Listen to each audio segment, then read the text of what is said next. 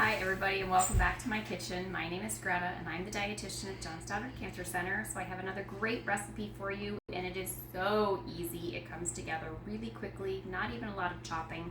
And this is in honor of tomato season. My cherry tomatoes are really starting to pop, so it's a great way of using up a big bunch of your small tomatoes. The tomato makes this burst tomato sauce. It's going to go over top of some gnocchi. We don't even have to boil the gnocchi. We're going to roast them right in the oven. I will warn you, it is a very hot day and all pets are indoors today, so you will probably see a cat and a couple dogs running around here, so I apologize if we have any interruptions. So let's get started. So we're going to start with some tomatoes, and any kind of small tomato like a cherry tomato or a grape tomato. I have a couple containers here. They are rinsed. I am just going to throw these into a 9 by 13 inch oven safe pan. I am actually using like my lasagna pan. It's just a Pyrex pan. Just gonna go ahead and dump both of those pints of tomatoes in. Get them all nice and spread out. We're gonna do 2 sweet peppers. You can choose yellow, orange, or red. Probably not green for this situation. The other colors are a little bit sweeter. So I do want this to be a sweeter pepper. Unfortunately, peppers are going to start being in season now too, so they should be very readily available. Remember that your peppers are on the dirty list. That means we probably want to buy them organically produced. Conventionally, they tend to have higher pesticide residues. I am just taking out the seeds from my peppers, dumping them in my compost bowl here. Just like that. Get rid of the core. Do my other one. Just around the outside.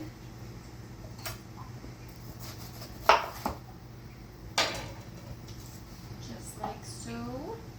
I also created this recipe as a way to use up basil because I have a lot of basil this year. So it does call for some fresh basil at the end, and we're going to add in some pesto.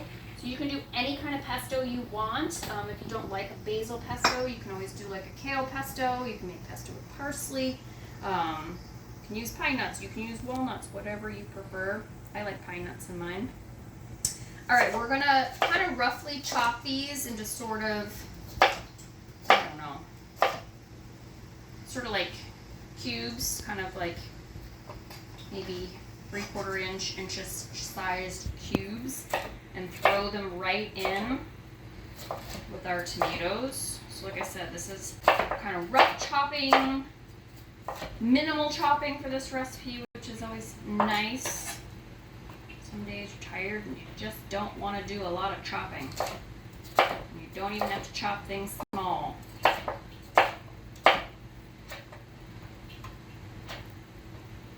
So like I said, I like a basil pesto. My basil plants this year, I think from all the rain, are just huge. This is my 3rd batch of basil pesto I've already made this season because I have so much of it. It's such a versatile thing to have on hand too. You can add it to so many things just to add extra flavor. This recipe was a big hit in my house. I will say it was influenced by a recipe I saw, and I didn't think that the original recipe had much flavor, so I sort of rewrote it. This recipe, it does make a good quantity of sauce. It's a very easy one to cut in half. You could just do 1 pepper and 1 pint of cherry tomatoes if you're making this for just 1 or 2 people. I like leftovers, so I liked having the bigger quantity, but it's a really simple one to cut down in half. Alright, then we're going to add to this 2 cloves of chopped garlic. My cloves, I got this beautiful, nice, big, fat garlic, if I can get it apart. So I'm just going to do 1 because they're really big cloves. This time of year is nice. I know my garlic just came out of my garden and it is curing right now, so this is other local garlic that I got from Prudent Produce. And you can tell that it's fresher, it's not as dried because it is a new garlic. Alright, so I'm just going to chop up this garlic. And then we're going to finish up the last few steps, and I'm going to get it in the oven, so we'll be back in just a minute. Okay, I'm back. I added my garlic over here to my peppers and tomatoes. The next thing we're going to do is get a sheet tray out. I am going to use 2 packages of, this is just shelf-stable gnocchi. This is potato gnocchi. If you prefer, you can do cauliflower gnocchi for this. It's a little bit lower in carb. Cauliflower gnocchi oftentimes is frozen, so you'll want to thaw that before you do this step. This is just shelf-stable gnocchi, so it's already at room temperature. So we're just going to dump both of these out onto my sheet tray. It's so cool that this gnocchi is going to just roast in the oven with our veggies. And gnocchi it likes to stick together, likes its friends, so you just want to separate it out, make a nice even layer in your pan. Just like that. Perfect.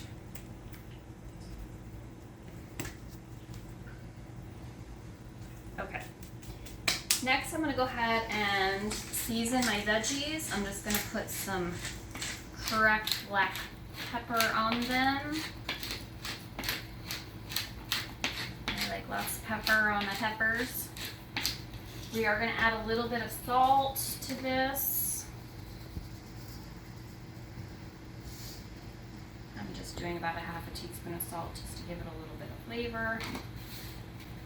Okay, now we're going to add about a 1/4 cup of olive oil to our veggies.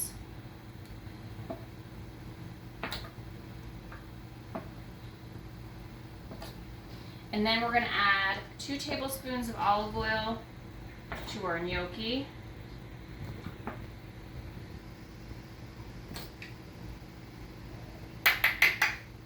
Just like that.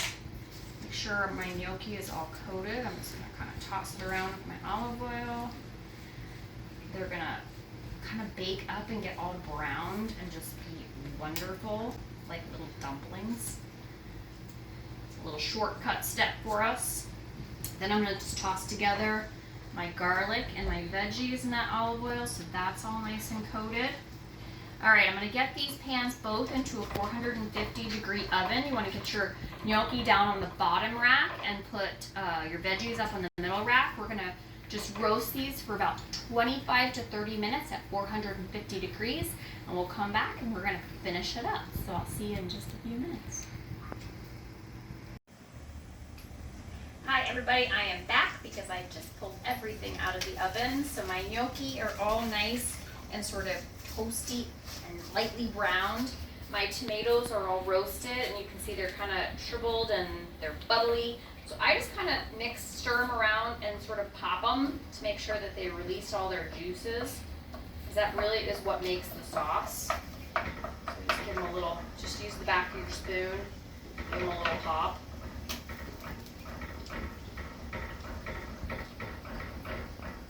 Oh, it smells so good.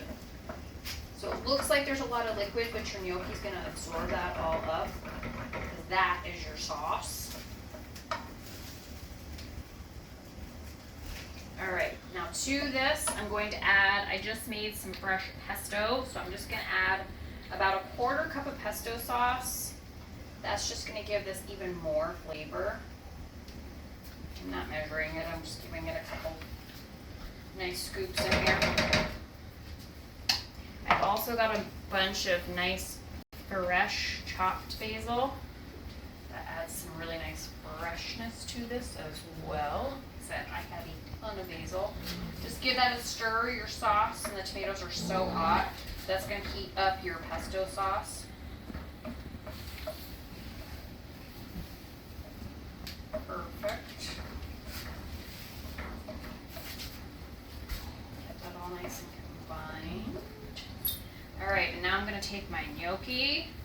Just like that. This pan is hot, so be careful. I'm just going to add that right directly into the pan. Don't need to make another pan dirty.